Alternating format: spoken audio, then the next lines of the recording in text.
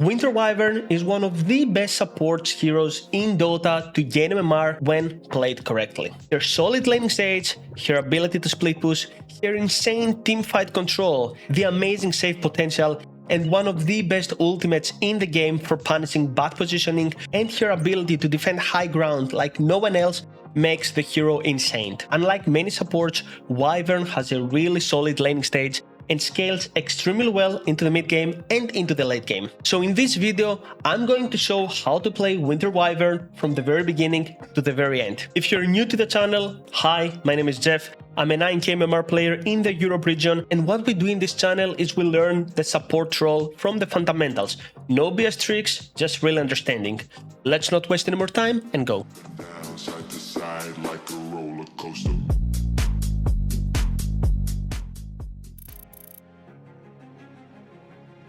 You almost always want to go winterproof. This is a left facet. This facet turns you from an average laner into a really solid laner, while at the same time, it's making you one of the best high ground defenders in the game. Is recursive good, which is the other facet? Yes, it's also really good. It can be very strong in specific situations, for example versus heroes like Terrorblade or Phantom Lancer, that you can just ultimate into an illusion and then it's going to apply on the basic hero, and you use items like Bloodthorn and you can solo kill these heroes. Basically, it's really good if you have the Dream ultimate. However, with Winterproof, by using Cold Embrace on yourself early on, you gain extra bonus damage. You gain 60% extra base damage, which basically means that you get to hit really hard in the lane. At the same time, you can cast Cold Embrace on buildings, and with the shard, you can actually defend high ground like nobody else. By far, Winterproof is better facet. Generally, what you want to buy early on is 2 sentries, 1 obs, 1 tangos, 2 branches, and a matchstick if you're playing position 5. As a position 4, you can skip the stick if you play versus non-spam heroes, and you can buy a circlet. In the position 4 role, you can buy 1 ult talisman or sometimes even 2 to improve your laning stage. As you are away from the tower, you need to be tankier and benefit more from early stats. Generally though, Winter Wyvern doesn't need early stats as much as mana, positioning, and patience. Your spells do almost all the work. You just need to use them correctly and be patient. Skill build early on is one of the hardest things as Winter Wyvern. At level 1, you technically have access to all 3 spells, which can all work depending on the lane. To keep things simple though, here's a reliable and easy approach. The idea behind every lane is this: you intentionally want to trade with the enemy support even if it's unfavorable. For example, you play versus Shadow Shaman, which has more damage than you, but it's fine. What you want to do is trade with him even if you lose more health, and then you want to cast Cold Embrace on yourself. After Cold Embrace ends, you gain back around 220 health back and around plus 30 damage because of the facet. So when the Cold Embrace wears off, you want to hit the enemies. By level 2, you want to pick Arctic Burn and do the same thing. What does this mean? You trade with the enemy support, you lose a little bit of health, then you heal yourself, you get damage, and then you Arctic Burn, and then you hit both of the enemies. Make sure to hit both of the enemies while you have Arctic Burn enabled, because you want to apply the debuff to both of the enemies. Basically, you repeat the combo until enemies are out of resources. There is also another alternative. For example, going level 1 Splinter Blast is also really solid. Why is that? Let's say you play versus a hero like Slark who want to kill you 100 to 0. Blast has a lower cooldown and works similar to Crystal Nova from Crystal Maiden. It also allows you to secure the range creep easily. So that means that if you get to play versus a hero that's going to try to kill you level 1 and run you down, let's say you have something like a Tidehunter with you, you're forced to go for Splinter Blast because you need more direct damage basically. Of course, there are some matchups that you need to know. For example, when you get to play against a hero, you really want to go Cold Embrace level 1 to absorb his damage and drain his resources. And for example, if you play against Task, you need to go either Cold Embrace, which is really important. If you use a tag team, you want to use Cold Embrace to basically heal you or your ally, or you want to go Arctic Burn if he tries to use Shard, so you're gonna fly over his eyes. By level 4, your skill build should look like 1 in Arctic Burn, 2 in Splinter Blast, and 1 in Cold Embrace. And by level 7, you should have 1 in Burn, 4 in Splinter Blast, and 1 in Cold Embrace. After that, you wanna max Cold Embrace and then Arctic Burn. So basically, we max W, then we max C, and then we leave Q for the end. When it comes to talents, on level 10, you're going to go for the HP per second Cold Embrace heal. On level 15, you're gonna go for the Splinter Blast Shatter Radius, which is your big power spike. On level 20, you're gonna go for the Splinter Blast damage. And on level 25, the insane talent, Splinter Blast 1 second stun. These talents are really solid, really strong, and overall make Wyvern a great hero to scale into the late game. Winter Wyvern's early game is all about positioning, patience, and harassment. Your goal in lane is to absorb damage and play the long game. You absorb damage from the enemy support, heal yourself with Cold Embrace, and once it ends, you gain a lot of damage. After that, what you want to do is you want to attack both of the heroes with Arctic Burn. You repeat this process until enemies run out of regen and mana. At level 3, when you often have a 1-1-1 build, Splinter Blast adds another slow and basically it secures kills. By now, you should know what to do in the laning stage. Overall, it's pretty simple. You heal, you deal damage, you repeat, enemies run out of resources, you get kills. Going into the mid game, what items do you buy? Basically, what you want to buy is this. You want to buy Arcane Boots, you want to buy a Wand, and you want to buy a Windlace. Movement speed is extremely important for positioning. So, what should be your next items? Well, the first major item you should always buy is Aghanim Shard. Shard is insane on Wyvern and does two things. 1. It allows wave clear by using Cold Embrace and Splinter Blast on allied creeps.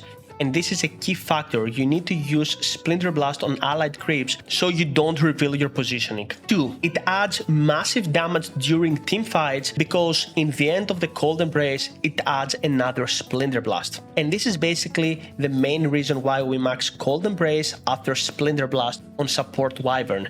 Because you can get to use it multiple times into the team fight, and as a result, you keep adding Splinter Blasts into the fight. I really want to mention something. You should always buy the shard and not wait for Tormentor, because there are many times that the team ignores the Tormentor, and most importantly, you want to buy something else and wait for it. The amount of split push that you lose by not having shard is insane. So from a lot of experience, please buy the shard.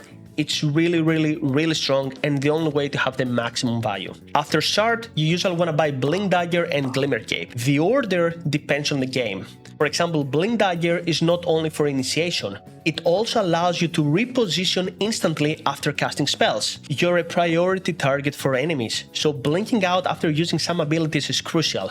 For example, you press ultimate or you press some kind of heal and enemies know where you are. You need to blink out and find another way, another angle to use your spells. When it comes to Glimmer Cape, it does also two things. It helps you stay hidden, maintain positioning, and save allies against high magical damage. For example, if you play versus Leshrac and he goes into your allies, sometimes going for Cold Embrace is not enough, right? And you need extra assist when he's under the effect of Diabolic Edict and Pulse. At the same time, Glimmer Cape will help you kite enemies. For example, if you get jumped on, you can use it on yourself, and with something like Arctic Burn, you can kite the enemies and escape. After these items, you have 3 or 4 items that you can get to buy. Aeon Disc. For example, you play something like a Storm, something like an Ember, that's gonna jump on the backline. Well, if you get caught, you need a guaranteed disengage. And as I said, you're a priority target, so you really need to buy Aeon Disc at some point. Number 2, Refresher Orb. Basically, double ultimate, it can be bad, right? And it's a cool item, especially if you have Aeon Disc, right? Because you're gonna get jumped on and you're gonna use Glimmer Cape, Dagger, Arctic Burn, and Aeon Disc is gonna get procced. And well, if things get rough, you can still use it once again. You can use Refresher and it's going to refresh the Aeon Disc. Octarine Core. It's a highly defensive item. The reason why we might need it because it reduces the Cold Embrace cooldown, and basically what it does is you can defend high ground and it makes really hard for enemies to actually siege. And finally, Etherlens, which it can be good because extra cast range can be bad, but sometimes it feels like a waste of gold, it feels like an overkill.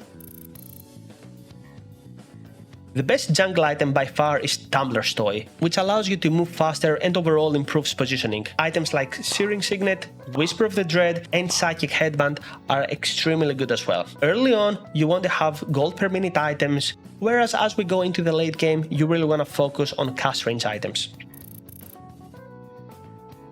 So by now, you know what to do in the laning stage, and you know what to buy in the mid game. What do you do with all these items and what is the idea of the hero? Number one, you split push safely. Basically what you want to do is you want to Cold Embrace and Splinter Blast on allied creeps only. Do not blast enemy creeps as it reveals your position on the minimap. So you can infinite split push, and believe it or not, by using Splinter Blast and Cold Embrace, pretty much kill every wave, and you get a lot of gold. So an idea is to go to the dead lane and try to push it as much as you can. Items like Blink Dagger and Glimmer Cape will also help you to push to the limits and try to go as far as the enemy base when it comes to split push. Number two is you want to use Cold Embrace offensively in fights. So for example, if a hero has already used their spells and is right clicking, for example you have something like a Crystal Maiden that has used all your spells, you can Cold Embrace a CM to add extra damage through the Shard Blast. Now you have to be really careful with just casually using Cold Embrace for damage into the fights. It needs to be really calculated. But if nothing happens and you see, okay, I need extra damage, you can go for it, and I highly advise you to do so. Number three is you want to use Arctic Burn to basically fly over cliffs and trees constantly for reposition. It is great damage, it is great slow, but the main reason to use the spell is to actually kite enemies and try to go up in the cliffs and up in the trees to try to kite the enemies so you won't be spotted. This is really important. Don't just right click. You try to use Q and you try to move around the map. Number four is defend high ground carefully. Now, Wyvern is an amazing hero, but positioning is everything. You need to defend towers, you should defend towers. I can't name how many times when everybody had lost hope, I defended high ground as Wyvern. This is where Facet comes into place. Enemies were trying to go into the base and I kept freezing the tower and using Splinter Blast and using spells and trying to dagger right and left because I was the only one and they would just try to kill me. This Facet is insane, and going high ground against Wyvern, yes guys, the hero can win games solo. The more you play, the more you'll figure it out. But I'm telling you, once you start playing this hero, you will only be winning.